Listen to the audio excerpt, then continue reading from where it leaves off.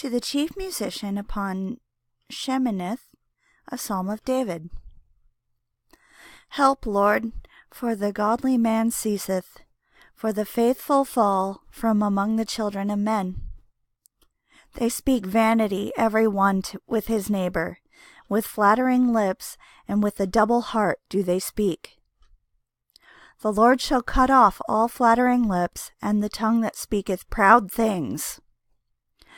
Who have said, with our tongue we will prevail, our lips are our own. Who is Lord over us?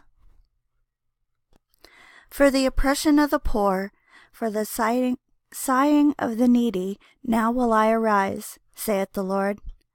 I will set him in safety from him that puffeth at him.